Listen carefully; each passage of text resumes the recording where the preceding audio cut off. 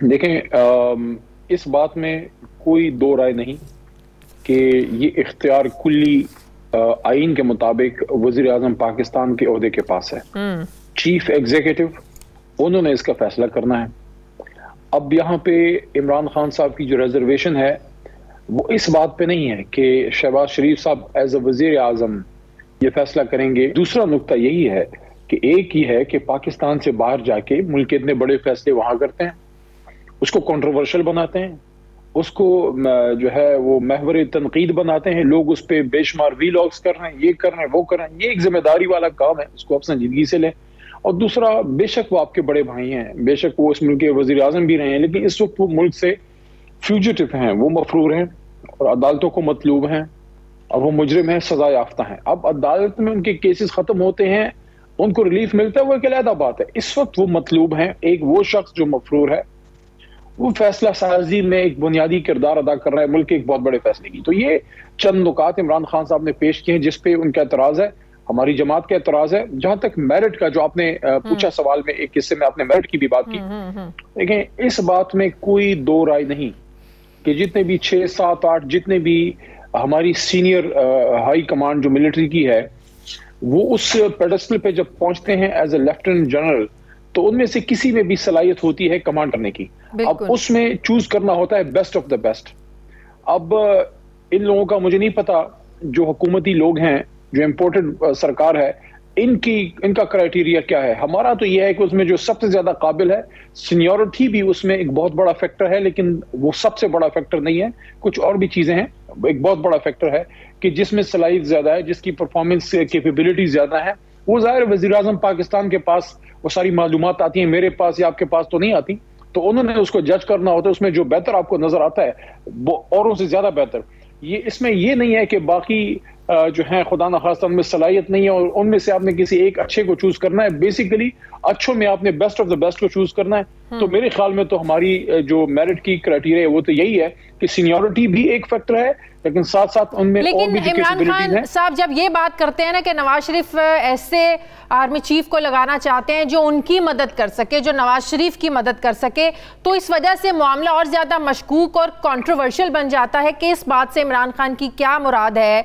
क्या इमरान खान को पता है कि वो कौन से नाम है जिसकी बुनियाद पर वो कह रहे हैं कि अगर ये नाम बन गया आर्मी चीफ, ये बनकर सामने आएंगे तो ये जो है ना वो इमरान खान के लिए खतरनाक होगा और नवाज शरीफ के हक में होगा।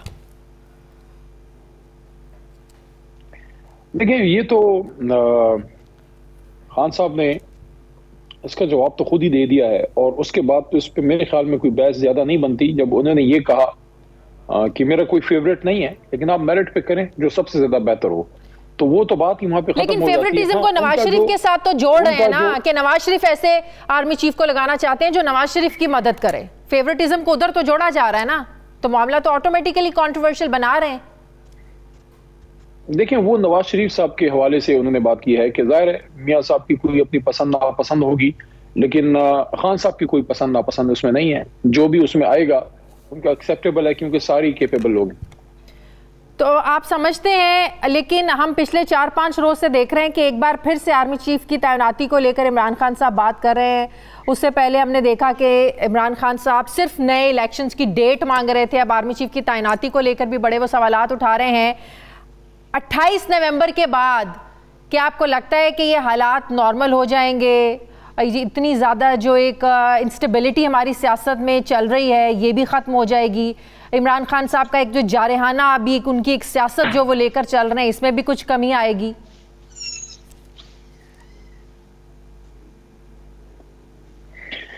देखें जब टॉप लेवल पे कमांड आपकी चेंज होती है तो उससे बिल्कुल एक और माहौल तो बन तो जाता है, लेकिन उसका मतलब ये नहीं है कि पाकिस्तान के तमाम मसले हल हो जाएंगे। एक बहुत बड़ा फैसला हो जाएगा और उसके बाद जो भी सिपा सालार आते हैं उन्होंने अपने आगे जो भी उनका टाइम रहता है 2 साल या जितना भी उनका होता है उसके मुताबिक उन्होंने अपनी पॉलिसीज वो वज़ा करनी होती हैं। बुनियादी तो मेन पॉलिसीज तो हमारी रियासत की वही हैं जो चल रही है 70-75 साल से, लेकिन शख्सियात के बदलने से उसमें थोड़ी बहुत चेंज आ सकती है। पॉलिटिक्स का जहां तक ताल्लुक है, जो सोशल मीडिया पे यूट्यूबर्स और इलेक्ट्रॉनिक मीडिया पे, प्रिंट मीडिया पे जो बहुत ज्यादा एक डिस्कस हो रहा है, वो बिल्कुल खत्म हो जाएगा। तो उससे एक नॉर्मल सी की तरफ निस्बतन माहौल ज्यादा जाएगा। जहां तक इस बात का ताल्लुक है कि क्या एजुटेशन या हमारी पॉलिटिक्स, वो तो रहेगी। जब तक इलेक्शन डेट हमें नहीं मिलता, वो तो हमारी तहरीक चलेगी। आरिफ अलवी साहब ने आज ये बात कही कि मुज़ाकरात आज भी चल रहे हैं, बातचीत आज भी चल रही है। तो जब नए आर्मी चीफ की तैनाती होगी तो बातचीत की जो ज़ाहिर है दरवाजे कहीं और खुल जाएंगे, किसी और के साथ बातचीत शुरू हो जाएगी। जिन शख्सियात के साथ बातचीत आज चल रही है, हो सकता है तब आप लोगों के मुज़ाकरात कामयाब हो जाए। हमें डेट्स भी वही लग रही है ना, 18-19 नवंबर आप लोगों के पहुंचने की इस्लामाबाद की डेट है कि आप लोग इस्लामाबाद तब पहुंचेंगे। वही डेट्स होंगी जब नए आर्मी चीफ का नाम सामने आएगा। तो क्या इस चीज़ का इंतज़ार करके आप लोग मामलात को लिंगर ऑन कर रहे हैं? नहीं, मेरा नहीं ख्याल कि उसको सिर्फ एक अपॉइंटमेंट से आप लिंकअप कर सकते हैं। हमारी एक तरीक है और उसमें बल्कि आज 12 तारीख है, हम तो आ भी गए होते अगर ये इमरान खान साहब पे जानलेवा हमला ना हुआ होता तो इस वक्त तो हमारी जो लॉन्ग मार्च है वो तो इस वक्त इस्लामाबाद पिंडी होती। तो वो तो अभी 29 तो काफी दूर है, अभी आपके 2 हफ्ते और पड़े हैं। तो ये तो हम पहुंच गए होते अगर वो वाकया ना होता। अल्लाह ताला ने करम किया कि उनकी जो है वो जान बची है। डॉक्टर आरिफ अलवी साहब हमारे सदर ममलिकत, सदर पाकिस्तान बड़ा पॉजिटिव रोल अदा कर रहे हैं। मैं समझता हूँ हमें एक तो उनको अप्रिशिएट करना चाहिए कि एक बहुत पोलराइजेशन के माहौल में उन्होंने एक अच्छा पॉजिटिव रोल अपनाया है। और अगर उससे कोई अच्छा रिजल्ट निकलता है तो ये रियासत के लिए और ममलिकत के लिए, हमारी हुकूमत और हमारे मुल्क के लिए एक बेहतर बात होगी। दोबारा उस बात की तरफ बातचीत पिछले काफी अरसे से चल रही है, बातचीत पिछले काफी अरसे से चल रही है, लेकिन रुकावट क्या है कि बातचीत जो है वो ना आप लोगों की तरफ से कोई पॉजिटिव उसमें कोई हमें नज़र आ रहा है कि मुज़ाकरात कामयाबी की तरफ चल रहे हैं। कोई आपकी बात मानी जा रही हो, कोई अगले आपकी बात मान रहे हो, कुछ आप अगलों की बात मान रहे हो। रुकावट ऐसे कौन से पॉइंट्स है कि बात बन नहीं पा रही है? देखिए, मैं तो नेगोशिएशंस का हिस्सा नहीं हूँ, तो मैं उस पर डायरेक्टली तो कोई कमेंट ना मैं कर सकता हूँ, ना मेरे लिए मुनासिब है। लेकिन एक बात अलबत्ता मैं ज़रूर करना चाहूँगा कि जब तक मामला हल नहीं होता और एक इलेक्शन डेट नहीं आता तो बज़ाहिर तुंदो तेज बयान आते हैं, लेकिन अगर कोई उस पर ब्रेक थ्रू जब तक नहीं मिलेगी तो तब तक तो स्टैंड ऑफ पोजीशन आपकी वही है कि हम कह रहे हैं हमें इलेक्शन चाहिए और अर्ली चाहिए। और अब उसको इतना अर्ली अब क्या भी नहीं सकते, क्योंकि 5.5 पौने 6 महीने इस हुकूमत के अगला साल तो वैसे इलेक्शन ईयर है, मार्च अप्रैल में इलेक्शंस हो जाते हैं, अक्टूबर नवंबर में होते हैं। कोई 4-5 महीने में ऐसा क्या हो जाएगा अली मोहम्मद खान साहब?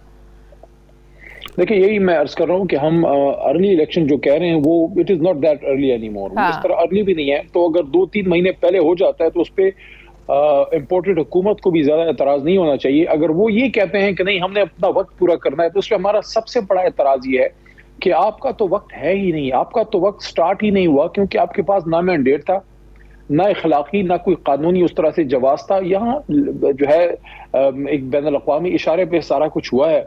तो इनके लिए भी बेहतर ये है कि ये जो बैकलॉग है, ये जो एक बहुत बड़ा इनके सर पे बोझ है, उसको अवाम के आंगन में डालें, अवाम से फैसला लें, और जिसको भी मैंडेट मिलता है तो वो फिर उस बोझ को उठाने का पाबंद होगा। और लेकिन अब तो एक चीज समझ में आ जाना चाहिए कि मौजूदा हुकूमत अर्ली इलेक्शंस की तरफ इसलिए भी नहीं बढ़ी ये अगस्त, सितंबर, अक्टूबर में, क्योंकि सबसे बड़ी तैनाती ये हुकूमत अपने हाथ में लेना चाहती थी। मियां नवाज शरीफ, मियां शहबाज शरीफ अपने हाथ में लेना चाहते थे। मैं ऐसे नहीं एग्री करता उस तरह से। देखें, एज ए पॉलिटिकल ऑब्जर्वर और अपनों के खुद पॉलिटिक्स में भी हूं, लेकिन अर्ली कॉलेज लाइफ से मैं स्टडीज को करता रहा हूं। पाकिस्तान की आप मिड 80s के बाद से की सियासत देख लें। मियां साहब जब अपोजिशन लीडर थे और मोहतरमा वजीर आजम थी, फिर मियां साहब आगे 90 में, आप उसमें देख लें जो उन्होंने अपना पसंद का कोई अगर सिपा सालार लगाया है वह उनको ज्यादा मसले बने हैं। ये मियां साहब की तो पता नहीं सियासत तो ये बात तो फिर इमरान खान साहब को समझनी चाहिए ना कि जहां जहां उन्होंने अपनी पसंद के लगाए हैं तो वहीं से उनको प्रॉब्लम्स को भी फेस करना पड़ा है। तो फिर ये कंसर्न्स तो इमरान खान साहब के खत्म हो जाने चाहिए आज। मैं इससे नहीं एग्री करता। मेरा ख्याल ये है कि जो हुकूमत है उनके नुक्ता नजर से अर्ली इलेक्शन की डेट ना देने की बुनियादी वजह सिपा सालार की अपॉइंटमेंट नहीं है। मेरे ख्याल में सबसे बड़ी वजह यह है कि जो उन्होंने अवाम का मूड देख लिया है, वो डर ये रहे हैं कि अभी अगर आज की तारीख में अवाम के पास जाते हैं और 2.5-3 महीने बाद इलेक्शन होता है तो वो तो 2/3 देख रहे हैं, बल्कि 2/3 क्या 3/4 देख रहे हैं, इमरान खान साहब की अक्सरियत देख रहे हैं। तो उनके जहन में मेरे ख्याल में ये है कि वो टाइम गेन करना चाहते हैं कि मे बी टाइम पास होने के बाद थोड़ा पॉपुलैरिटी कम हो, वो इस उम्मीद पे बैठे हैं। मेरे ख्याल में सबसे उनकी ये है, क्योंकि इस वो डर रहे हैं। तो आप लोगों की नजर में टाइम गेन करने के बाद पॉपुलैरिटी कम होगी या पॉपुलैरिटी मजीद बढ़ेगी? देखिए, मैं जो ये फिनोमेना देख रहा हूँ, जाहिर है हम उसके मिडिल में हैं, और अभी मैं गांव में हूँ, इसलिए मैं स्काइप पे हूँ, अपने इलाके में इस वक्त मैं अपने हल्के में हूँ। तो मैं तो आपको ये माहौल बता सकता हूँ, क्योंकि हम तहरीक में भी हैं, जलसे जुलूस, और अपना अभी इलेक्शन लड़के हैं। मैं आपको ये बता रहा हूँ कि हर गुजरते दिन के साथ, हफ्ता 2 हफ्ते के साथ, हमारा ये जो इमरान खान साहब के साथ जो एक कौम खड़ी हो रही है, उसमें मजीद इजाफा हो रहा है। यानी कि इस वक्त जिस इलाके में मैं बैठा हूँ, मर्दान के 10, 11, 12 जमातों के इतिहाद से इमरान खान साहब तने तनहा जो है वो जीते हैं, और बड़ी तादाद से, बड़े मार्जिन से जीते हैं। तो मेरा तो ये ख्याल है कि जितना टाइम गुजर रहा है, उतना हमारा जो नजरिया है, जो हमारा जो नैरेटिव है एब्सोल्युटली नॉट का, एक नेशनलिज्म का, एक एंटी अमेरिकनिज्म का, वो और फैल रहा है।